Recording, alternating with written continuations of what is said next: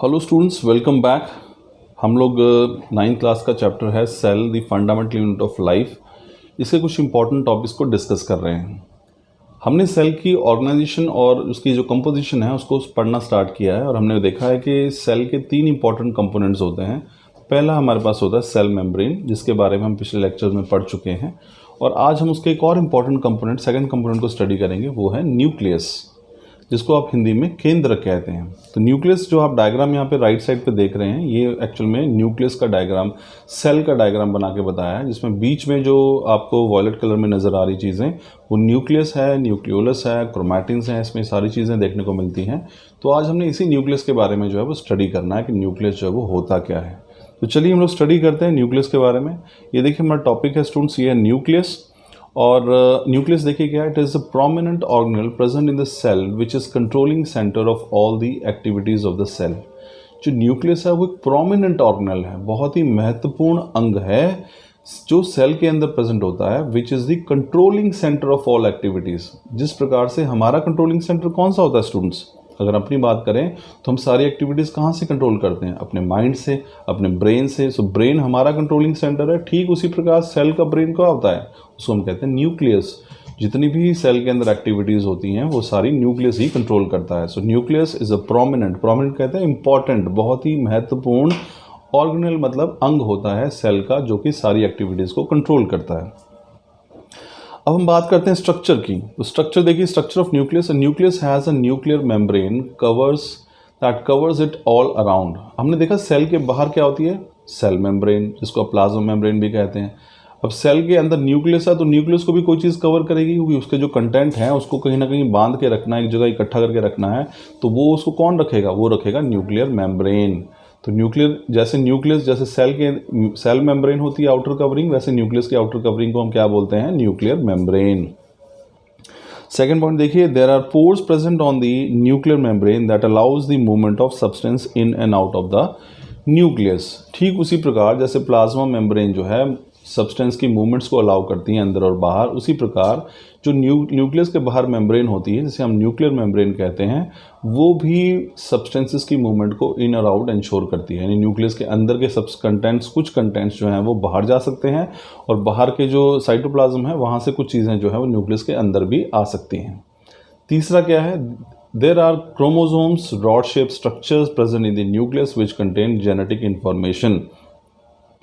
इसके साथ साथ न्यूक्लियस में एक बहुत इंपॉर्टेंट कंपोनेंट होता है, उसको हम कहते हैं क्रोमोसोम्स। तो क्रोमोसोम्स हमारे पास जो है वो क्या है, रॉड शेप्ड स्ट्रक्चर होते हैं जो कि न्यूक्लियस के अंदर प्रेजेंट होते हैं, और उसके अंदर क्या होता है, विच contain genetic information. Genetic information मतलब आनुवांशिक सूचना जिसे कहते हैं, यानी कि वो गुण या वो सारी जो इन्फॉर्मेशन है जो एक जनरेशन से दूसरी जनरेशन में जाती है, उसको हम जेनेटिक इन्फॉर्मेशन कहते हैं। तो पेरेंट्स से जो नेक्स्ट जनरेशन में जाती हैं ट्रेड्स या फिर जो लक्षण जो हैं, वो सारे के सारे जो है वो इन्हीं क्रोमोसोम्स के अंदर निहित होते हैं। तो इसलिए तीसरा जो चीज़ है यहाँ पे वो इसके बारे में कि क्रोमोसोम्स होते हैं इनमें, न्यूक्लियस के अंदर, और जो कि रॉड शेप होते हैं और जिसके अंदर जेनेटिक इन्फॉर्मेशन होती है। अब ये जो क्रोमोसोम्स हैं आप यहाँ पे देख सकते हैं, राइट जो डायग्राम आपको नज़र आ रही है, तो ये एक्स शेप की जो चीज़ बनी हुई है, ये एक्चुअल में क्या है, ये क्रोमोसोम्स ही हैं। इस प्रकार के वो नज़र आते हैं, ठीक है ना। अब ये क्रोमोसोम्स के अंदर 2 तरह की चीज़ें देखने को मिलती हैं। पहला है डीएनए और दूसरा है प्रोटीन्स। डीएनए की फुल फॉर्म्स हैं डीऑक्सी राइबो न्यूक्लिक एसिड। तो डी से है डीऑक्सी राइबो, एन से है न्यूक्लिक और ए से है acid. So DNA is deoxyribonucleic acid. और ये क्या करता है, this is responsible for organising and constructing new cells. तो नए नए सेल्स की फॉर्मेशन में जो हेल्प करता है वो डीएनए करता है। और दूसरा इसमें प्रोटीन्स होते हैं which help in packaging and condensing of DNA. तो डीएनए जो किस प्रकार से न्यूक्लियस के अंदर उसकी पैकिंग हो जाती है, वो काम करते हैं प्रोटीन्स। अब एक और स्ट्रक्चर जो मिलता है यहाँ पे वो है क्रोमैटिन। आप देख सकते हैं यहाँ पे, इसमें पूरा स्ट्रक्चर आपको यहाँ बनाया गया है, और आप इससे समझ में आ जाएगा आप लोगों को। तो क्रोमैटिन क्या है, chromatin is thread like material present in the cell. आप देख सकते हैं स्ट्रक्चर के अंदर ये जो वॉयलेट से कलर में जो एक आपको कप शेप स्ट्रक्चर नज़र आ रहा है, इसमें बहुत से थ्रेड लाइक स्ट्रक्चर है, धागे नुमा संरचना आपको नज़र आ रही है यहाँ पे। इन्हीं को हम कहते हैं क्रोमैटिन्स। तो ये क्रोमैटिन्स वैसे तो इस तरह से धागे के फॉर्म में इस तरह से लिपटे हुए होते हैं, लेकिन जैसे ही सेल ने डिवाइड करना होता है ये सारे के सारे इकट्ठे होकर क्या बना देते हैं, क्रोमोसोम्स बना देते हैं। तो यही लिखा है यहाँ पे, the chromatin organises itself into chromosomes whenever a cell is about to divide. तो वैसे ये सारे धागे उलझे से पड़े होते हैं इसमें न्यूक्लियस के अंदर, लेकिन जैसे ही सेल ने डिवाइड करना होता है, विभाजन करना होता है, ये सारे के सारे क्या कराते हैं, ये ऑर्गेनाइज होकर क्रोमोसोम्स बना देते हैं। अगला देखिए हमारे पास वो है न्यूक्लियोलस। अब हमने न्यूक्लियस के अंदर हमने क्या क्या पढ़ा देख लीजिए आप यहाँ पे। न्यूक्लियस के अंदर क्या है, क्रोमोसोम्स हैं, क्रोमोसोम्स में डीएनए और प्रोटीन होता है। क्रोमैटिन जो है वो धागेनुमा संरचना होती है जो क्रोमोसोम्स में बदल जाती है जब सेल को डिवाइड करना होता है। नेक्स्ट हम लोग पढ़ रहे हैं न्यूक्लियोलस क्या होता है।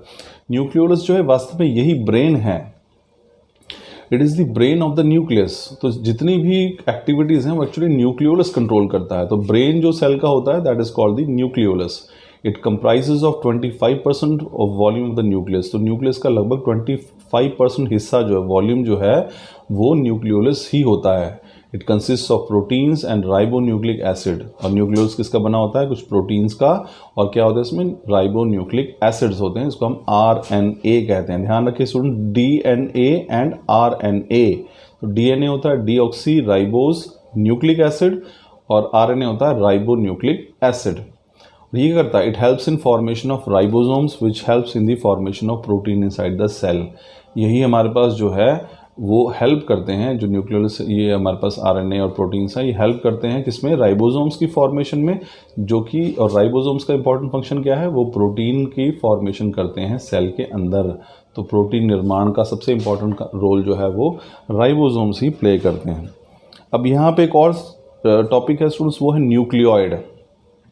देखिए हमने न्यूक्लियोलस पढ़ा है और दूसरा वर्ड है न्यूक्लियोइड। अब आप देखिए, अगर हम न्यूक्लियस की बात करें तो न्यूक्लियस में हमने क्या देखा था, न्यूक्लियस के बाहर एक मेम्ब्रेन थी जिसके अंदर न्यूक्लियस के, उस मेम्ब्रेन ने न्यूक्लियस के अंदर सभी चीज़ों को सुरक्षित जो है संभाल के रखा था, बचा के रखा था, कवर करके रखा था। लेकिन हमारे पास क्या होता है, कई बार न्यूक्लियस ऐसे भी देखने को मिलते हैं जिनके बाहर एक पर्टिकुलर एक मेम्ब्रेन नहीं होती, एक मेम्ब्रेन नहीं होगी, न्यूक्लियर मेम्ब्रेन नहीं होती है, और वो सिर्फ एक सारा जो मटेरियल होता है वो एक ही जगह पे इकट्ठा हो गया होता है, यानी कि बाहर कोई आउटर कवरिंग नहीं है। ऐसी सेंटर में उपस्थित चीज़ को हम बोलते हैं न्यूक्लियोइड। तो न्यूक्लियोइड भी एक प्रकार का न्यूक्लियस ही है, लेकिन वो बिना न्यूक्लियर मेम्ब्रेन के है। न्यूक्लियस जो हम शब्द इस्तेमाल करते हैं तो ध्यान रखिए, न्यूक्लियस के चारों तरफ हमेशा न्यूक्लियर मेम्ब्रेन होती है। लेकिन जब बात करते हैं न्यूक्लियोइड की, वो भी एक प्रकार का न्यूक्लियस ही है, लेकिन विदाउट अ न्यूक्लियर मेम्ब्रेन। तो इसी को हम कहते हैं न्यूक्लियोइड। देखिए क्या है स्टूडेंट्स, हम देखते हैं, आइए।